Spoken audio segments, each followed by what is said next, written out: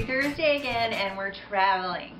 Last week we were in Germany. This week we are going a little bit northwest, still on the continent of Europe. We are going to Ireland. Now the reason we're going to Ireland today is because Sunday is St. Patrick's Day. So I hope all of you have green on, otherwise you're going to get pinched. I have my green on. So we're going to make actually a full Irish feast today. I'm super excited about this. So we have 3 different things we're going to be making. The first thing we're going to go ahead and get started on because it has to bake for 1 hour, so we need to give it a little bit more time than our others. So what we're making is called Irish soda bread, and this is a traditional Irish bread that you would have pretty much at anyone's home in Ireland. So because this is new to me, I have the recipe, so we're going to go over our ingredients list. We have flour, we have sugar, we have baking soda, baking powder, we have some golden raisins, sour cream, and egg. So let's get started. Oh, and the first thing I did, you won't see me do this, I did this ahead of time, is I greased a baking dish. So this is ready for us when we're ready. So the first thing we're going to do is add our flour. So you need a big mixing bowl, which I have right here. So we're going to add 2 cups of flour. And we're going to mix all of our dry ingredients first, and then mix our wet ingredients. Now sometimes when you see wet ingredients in a recipe, that's like milk or water. In this recipe, this is going to be just our sour cream and our eggs count as the wet ingredients. So 2 cups of flour. There we go. Our next ingredient is 1/2 cup of white sugar. So we've got our 1/2 cup measure and our sugar, and here we go with 1/2 cup. This is a great recipe to make with your brothers or sisters or friends because there's lots of different parts, so everybody can take a turn measuring. Okay, the next thing we need is our baking soda, and that's 1/2 teaspoon. So we've got our teaspoons out here. Oops, that's our baking powder. We need baking soda. Okay, we need 1/2 teaspoon of that. But we also need baking powder. And let's see, our recipe says we need 1 teaspoon. So I'm going to get my teaspoon measurer out and do 1 teaspoon. Now you might remember from before, baking powder has this flat edge on it, so you can take your spoon and be sure you have exactly 1 teaspoon. That is very helpful. Oh, we also need a little bit of salt. So we'll just get salt. Just about 1/4 teaspoon. Alright. So we have our dry ingredients together. So I'm going to take a little whisk and just mix them up just until they look like they're all blended. It's hard to tell because all of our ingredients are white, but if you look closely you'll be able to see when the baking soda and powder are blended in. Okay, I think that looks pretty good. Alright, so the next thing we need to do is add our egg. Now we're going to add 1 egg. And I've got our little bowl here because remember sometimes gets messy. The egg likes to drip. So it's nice to have a bowl standing close by. You can just put your eggshell in there and you have no mess at all. And then we also need a 1/2 container of sour cream, which actually converts to 8 ounces. Now this is 16 ounces, so I'm going to use just 1/2 of this container.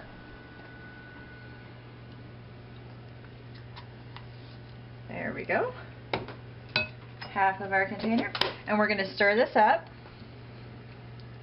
It might take about a minute to stir it up, so I'm going to get it started, and then we'll take a break and come back and see what our finished product looks like. We'll add the raisins, and then we'll be ready to go. Alright, so our bread dough is nicely mixed up. So what we're going to do now is add our golden raisins. And we're going to add 1/2 cup. I'm not sure how many of these little boxes I'll need. I'm thinking it'll take about 2 or 3. And I think 2 is about perfect. So we're going to dump our raisins in there and just give it a quick stir just to get them mixed in. And then after we do that, we are ready to bake it. Now I've got our oven preheating at 325, and we're going to bake it for 1 hour. So that's why we're starting this first, because it takes the longest to make. So I think this looks pretty good. So we're going to go ahead and look how doughy that is.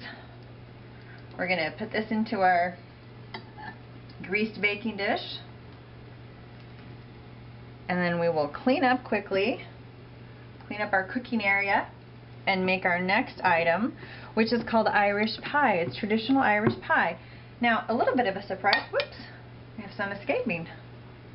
A little bit of a surprise is that it's not a sweet pie, it's a meat pie. Some of you may have had a meat pie like this before, but if you haven't, after seeing our video today, you'll know how to make it. You might want to make it at your own house. Okay, let's clean up our batter here that tried to get away from us. Alright, we're going to just spread it out in the pan a little bit. Just be sure it's in every corner. There we go. And clean the dough off my finger. We're going to put it in the oven and set our timer for 1 hour.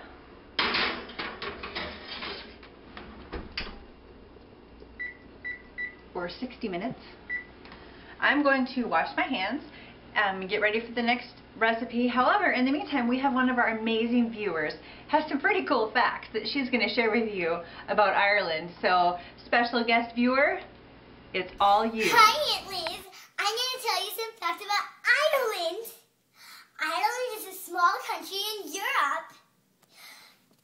There are beautiful green hills and lands. We wear green clothing on St. Patrick's Day to remember the green lands.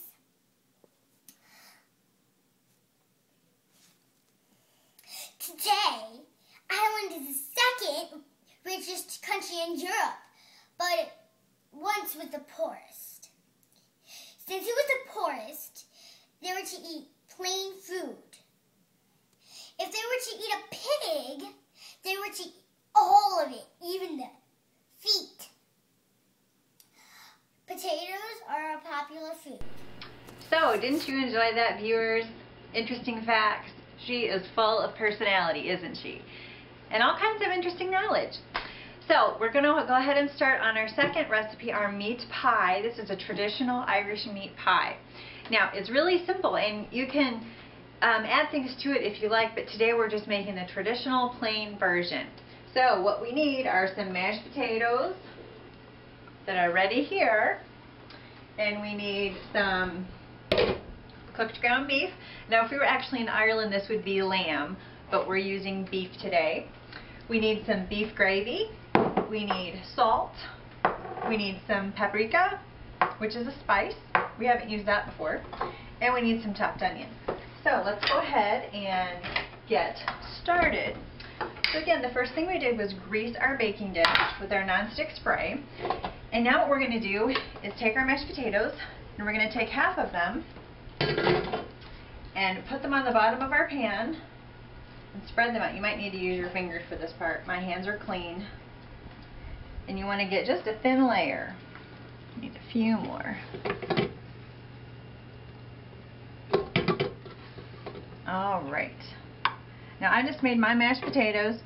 I just boiled the potatoes and then just added milk and some butter, salt, pepper, and a little bit of sour cream. Okay. That looks good. You just kind of clump it in there. And then if you're cooking for yourself, you can lick your fingers because mashed potatoes are so yummy. Only TT and I are going to be here for this though. So it's okay. Alright, so then what we do, we're going to take our beef gravy and we're going to add it to our hamburger meat. Or if we were using lamb, we would add it to our lamb. And we would also be using lamb gravy instead of beef gravy. But we're not. Okay, so we're going to just stir this around until it gets all mixed together. And to this we're going to add our chopped up onion. I'll go ahead and grab that. put this in. Now this cooks about half as long as our soda bread, which is why we're doing this second. We'll do dessert while this is in the oven. Okay, so we're going to finish mixing this around. And then we're going to put some of it on top of our mashed potatoes. Now this is similar to a recipe that some of your moms and grandmas probably make, that is hamburger and hash browns or tater tots on top. Taste Tester really likes that too, and that kind usually has green beans in it. He likes that, but I think he's probably going to like this too. This is brand new for him. Okay, and now we're going to just scoop this on top of our potatoes and spread it out. And then on the top of this, we're going to put the rest of our mashed potatoes. All right. What do you think? Does it look good so far? What do you think Taste Tester thinks? I think he's going to like it. Okay, and now here we go with the rest of our mashed potatoes. And we're going to just put these on top and spread them around. And it's okay if the mashed potatoes don't cover all the way. If you don't have enough to spread thinly, just get them as smooth as you can.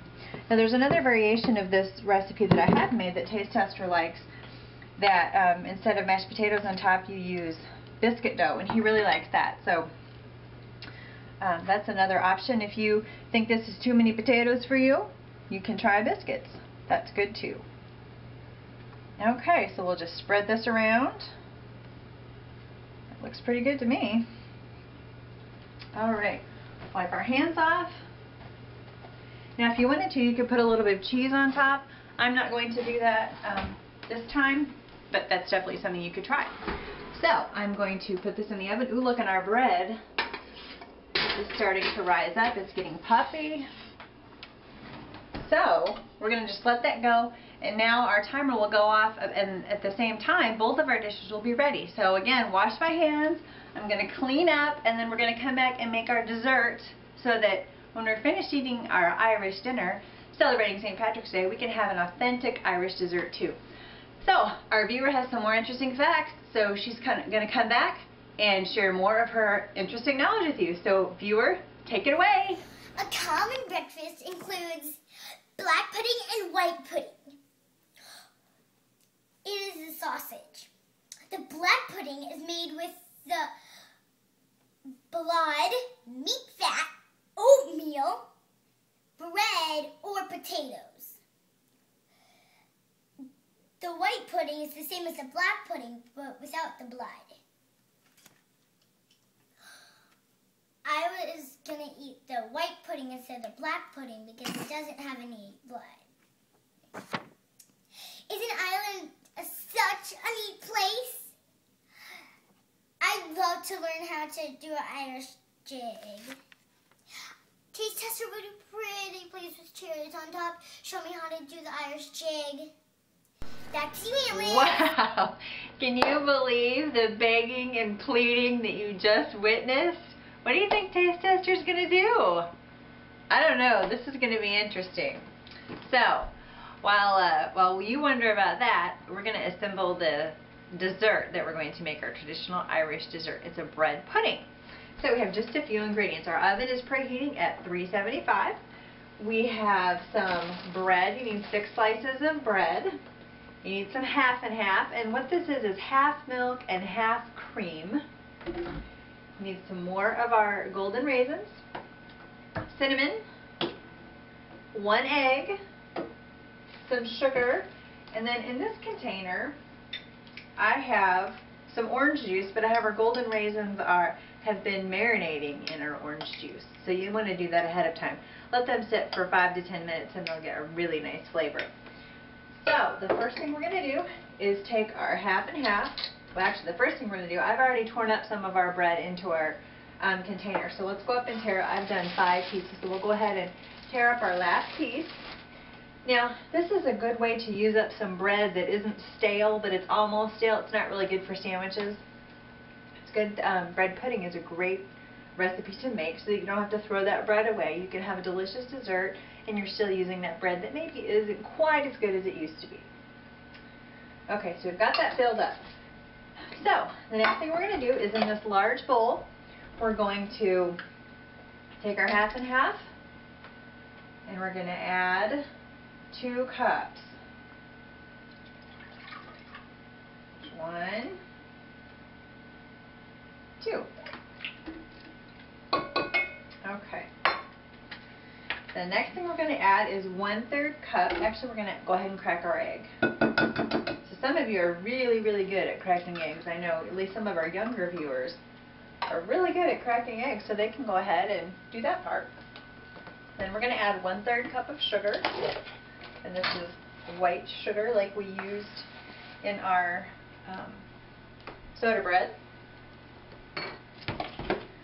Okay, and then we need 1 teaspoon of cinnamon.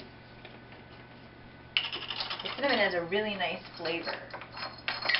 Now this dessert bread pudding you can have by itself, or if you're in Ireland you would probably have a creamy custard over the top, usually a warm custard.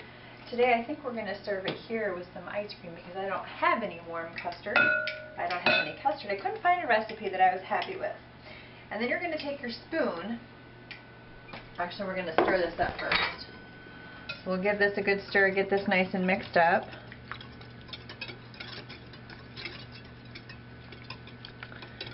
And once all the cinnamon is mixed in and you don't see any brown on top, that's how you know it's ready. And we are almost there. Okay. I think that looks good. Okay, now what we're going to do is take our golden raisins and we're going to take a spoon. You don't want to dump the orange juice in. You want to just spoon the raisins out. Now you don't often marinate fruit. A lot of times you'll marinate meat when you're cooking. If you're grilling a steak, you might put it in a Ziploc bag or a pan overnight to pick up some flavor before you grill it. We're doing the same thing here with these raisins, except for we're using orange juice and we're just letting it sit for a few minutes. Oops, there's a few more in there. There we go. Okay, so now we're going to stir these in. Get them all nice and mixed around. And then the next thing we're going to do is just pour this on top of our bread.